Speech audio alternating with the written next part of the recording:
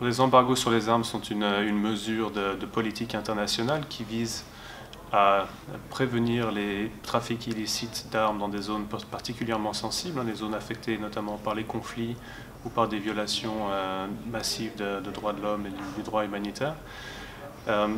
C'est un outil de la diplomatie, ce n'est pas le seul, il existe d'autres moyens de pression, mais c'est un outil important pour justement mettre la pression, donner un signal politique fort aux acteurs impliqués dans ces conflits, que la communauté internationale ne les soutient pas et que donc la communauté internationale se met d'accord pour interdire la vente d'armes à ces parties au conflit.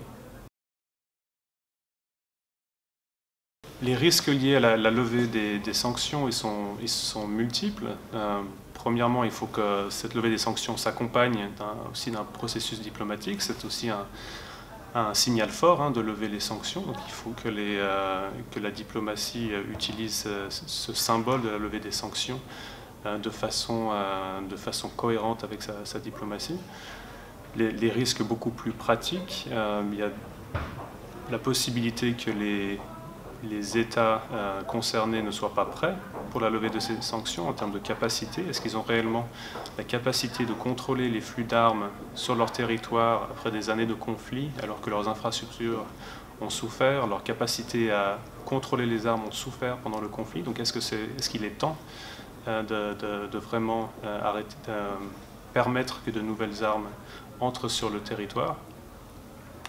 Et ensuite, le deuxième grand défi, une levée prématurée, cela implique également moins de surveillance et donc moins d'informations sur les trafics illicites.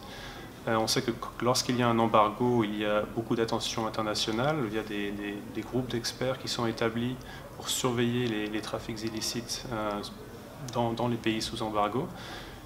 Le risque d'une levée prématurée, c'est aussi moins d'informations et moins de connaissances des problèmes et donc une difficulté accrue pour mettre en place des politiques pertinentes en termes du contrôle des armements.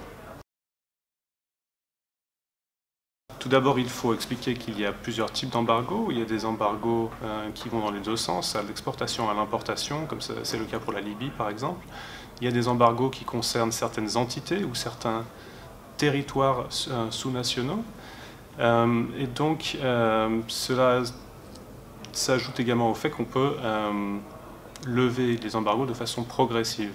Donc on peut par exemple dans un premier temps autoriser les transferts à certaines entités étatiques reconnues par la communauté internationale, mais toujours avoir un embargo partiel sur par exemple des groupes armés non étatiques encore impliqués dans un conflit. Donc on peut penser à ce genre d'approche progressive qui permettent justement d'exporter à nouveau des armes vers certaines entités mais pas à d'autres, et vers les entités qui sont reconnues par la communauté internationale, mais qui bénéficient également de renforcement de leur capacité en termes de gestion des armes et qui ont prouvé qu'elles ont une capacité à éviter ou à prévenir le détournement de ces armes à des fins illicites. Ce fut le cas en Somalie où les sanctions ont été levées de façon progressive, où il y a eu un effort conséquent de la communauté internationale et du gouvernement somalien d'essayer de vraiment renforcer le contrôle des armements des stocks étatiques, d'accroître le suivi des armes qui sont nouvellement apportées. Et donc cela sert un petit peu de nouvelles pratiques intéressantes qui permettent d'en apprendre plus justement sur la capacité de ces embargos, de ces levées progressives d'embargo à prévenir en tout cas un trafic incontrôlé.